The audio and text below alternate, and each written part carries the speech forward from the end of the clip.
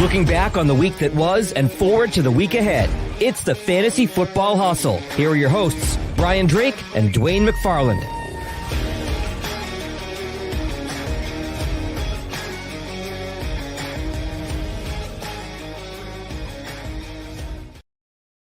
All across the fantasy universe, welcome everybody into a Super Bowl wrap-up edition of the Fantasy Football Hustle. I am Brian Drake.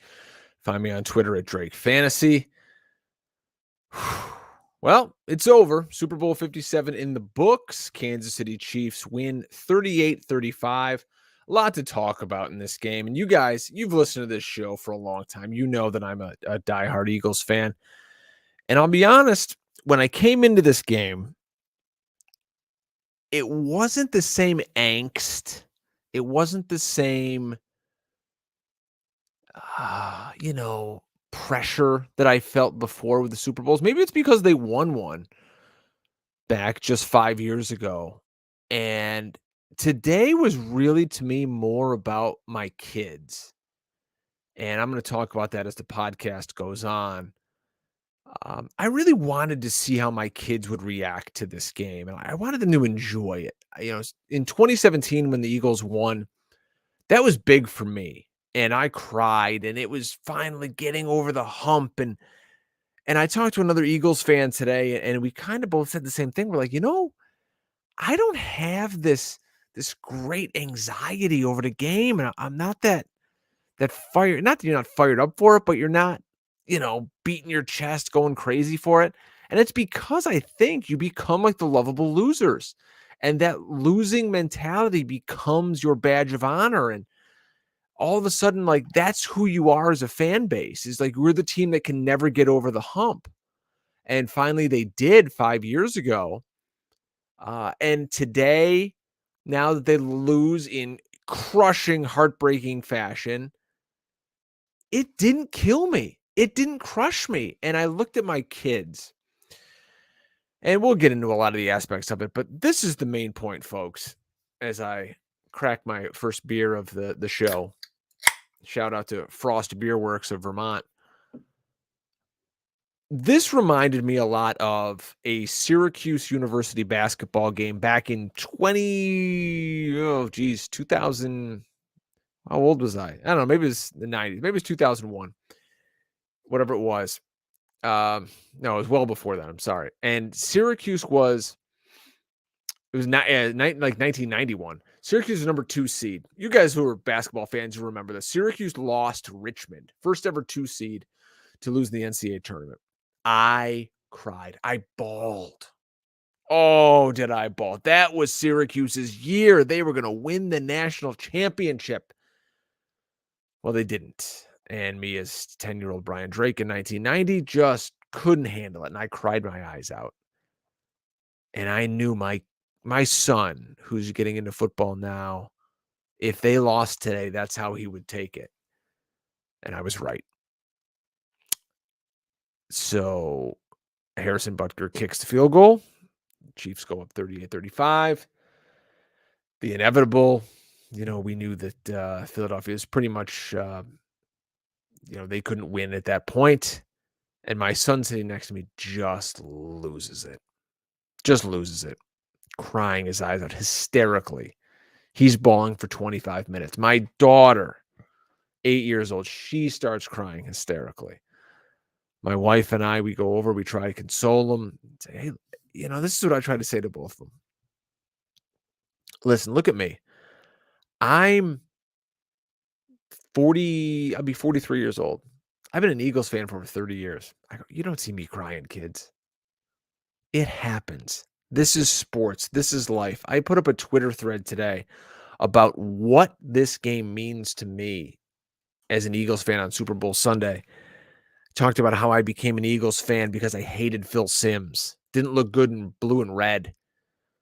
Wanted the anti-hero. Wanted Buddy Ryan, Randall Cunningham.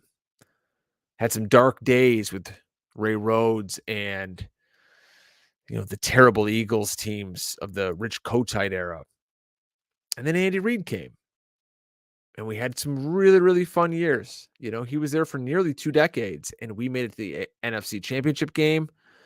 5 times and 4 straight, lost 4 of those straight games, and it hardened my resolve as an Eagles fan, and I wanted to teach that to my son. I go, "Listen, I want you to wear your Eagles gear to school tomorrow.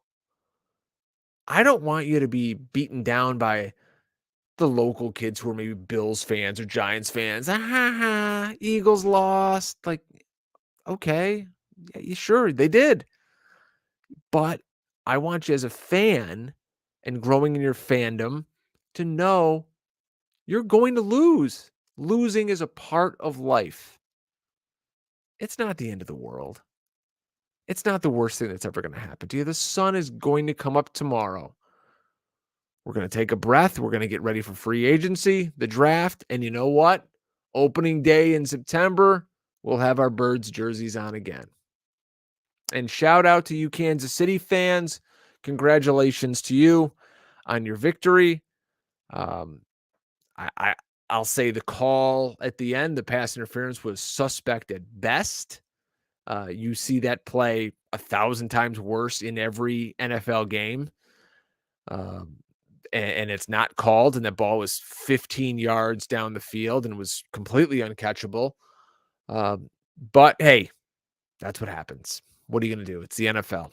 You're going to get good calls. You're going to get terrible calls.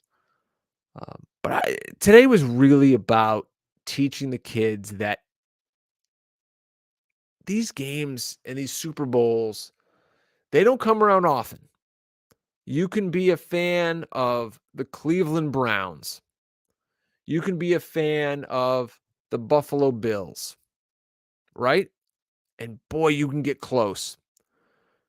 Cleveland Browns, they'd kill to lose a Super Bowl. Kill to lose a Super Bowl just to get there. Buffalo Bills, they're still trying to win one. Philadelphia, we got ours 5 years ago. We had a 10-point lead at halftime today. Maybe should have had a second. But that's sports. It is what it is. What are you going to do? You had a quarterback who ran for 3 touchdowns today, and you couldn't get the job done. Devonta Smith goes for 100 yards. A.J. Brown goes for 96 and a touchdown, and you couldn't get the job done today. I mean, you held Travis Kelce to 81 yards on 6 catches, and you couldn't get the job done. The Chiefs got it done because they have Patrick Mahomes. Plain and simple. Patrick Mahomes is great. I love Tom Brady. Tom Brady's the best quarterback to ever play. Joe Montana's probably right there with him. Patrick Mahomes is damn good. I mean, on one leg. I hate to say it because he just beat my favorite team. Patrick Mahomes is so good. You look at what Patrick Mahomes did out there. 21 of 27. Only 182 yards. 3 touchdowns. Ran for 44. Big yards. Big yards out there. And really, what was the difference in this football game? I would say the play of the game is Isaac Seumalo going off sides in the second quarter. On the very next play, the Eagles fumble and the Chiefs return it for a touchdown. Yeah, there's a ton of time left. Game's now tied at 14. Eagles, let's be honest, probably go up 21-7 there. 2 touchdown lead. It's a big difference. Big difference in the game. Even if they get a field goal there, they go up 10. They got all the momentum in the world. Now it's a tie game. Changes everything. You look at the second half. Kansas City, Pacheco touchdown. Then they get another touchdown to Tony. Terrible punt. Returned back inside the red zone. Sky Moore scores. And then, of course, the Butker 27-yarder with 11 seconds left. Eagles only mustered 11 points in the second half. That's the story. Eagles couldn't get a stop when they needed one in the second half. Jonathan Gannon and his soft zone all year long. For 2 years, Eagles fans have cried about it and complained. And, good luck to Jonathan Gannon wherever he becomes a head coach next and brings this defense. Because this is the same defense, if you watched early last year, that was picked apart by the likes of Derek Carr And Patrick Mahomes had no problem walking the ball down the field. It wasn't even a question. And would Philadelphia have won the game without that penalty on James Bradbury under 2 minutes to go? Who knows? That's sports. You can't cry about it. You could say, I wish they would have had an opportunity, but there's no guarantee the Eagles would have won at that point. Eagles needed to make a stop in the second half, and they simply couldn't. They held on to the football. I mean, folks, when you look at these stats, it's unbelievable. I mean, the Eagles dominated this game in every aspect. More first downs. The Eagles, 11 of 18, 61% on third down. The Eagles, 2 for 2 on fourth down. The Eagles in goal-to-go situations, 3 of 3. 417 net yards for the Eagles to 340 for the Chiefs. 72 offensive plays. There have been 19 more plays than the Chiefs. Chiefs, though, did outrush them, but the Eagles really were dominating this game through the air. That's how they kept the clock moving. 302 yards passing for Philadelphia to 182 for the Chiefs. It really did come down to just a few small things. The Eagles should have put them away in the first half, if not for the Isaac Seumalo penalty. And in the second half, you settled for a field goal.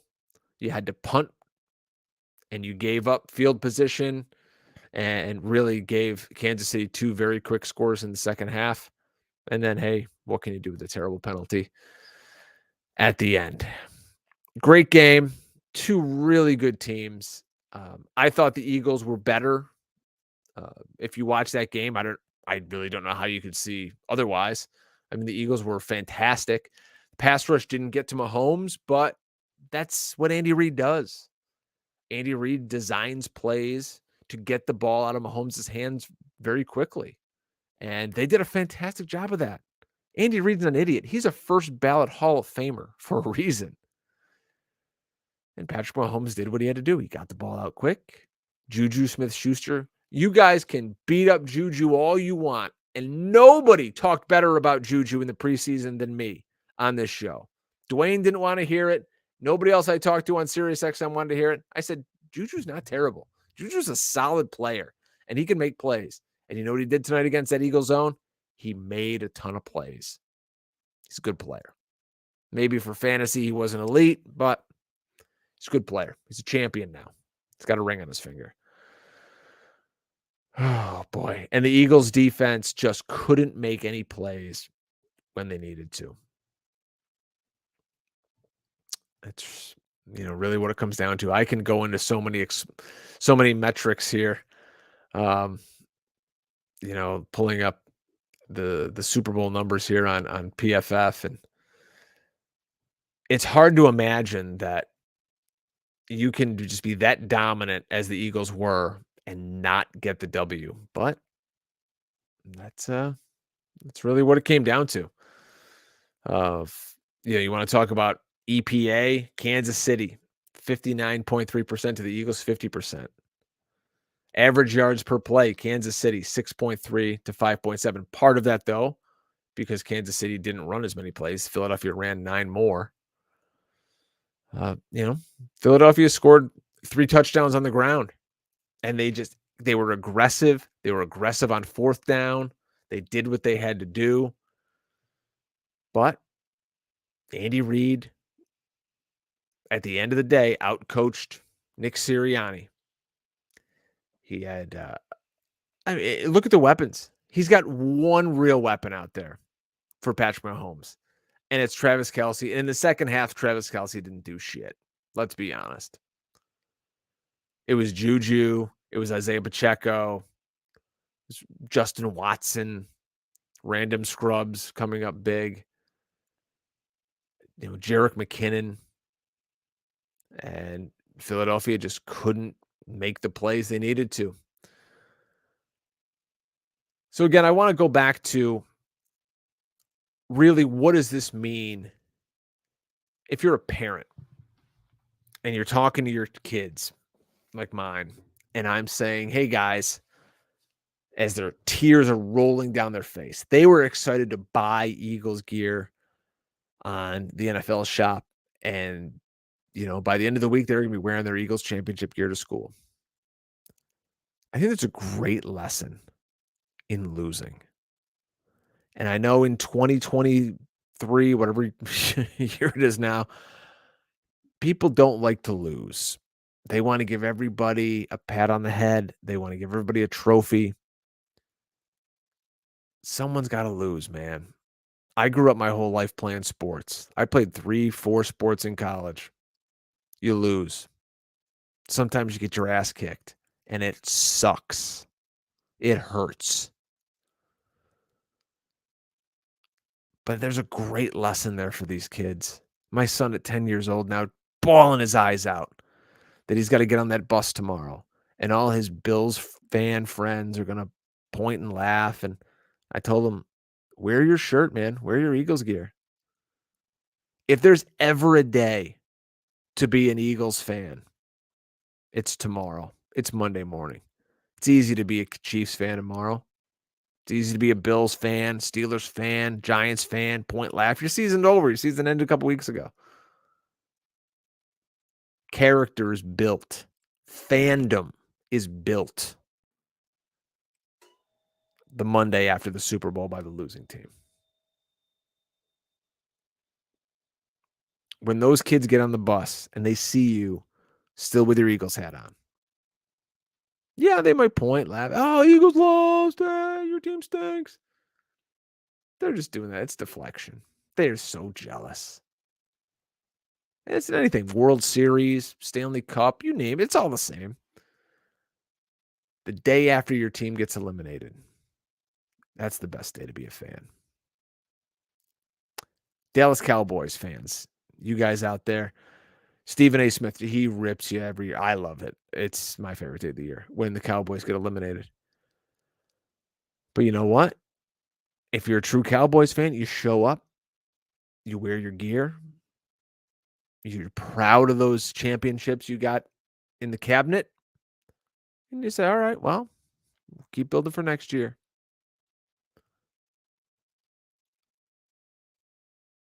I never thought I'd see Philadelphia win a championship.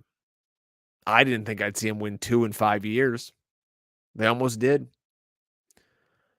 Maybe when my son's a little older, we'll be able to watch the game. Maybe it'll be next year. Who knows? Maybe down the line. Maybe it won't be for 30 years. But today, and I told him this, I go, Derek, you'll remember today. Someday, 30 years from now, maybe I'll be long gone. You'll tell your kids about today. You'll remember crying your eyes out.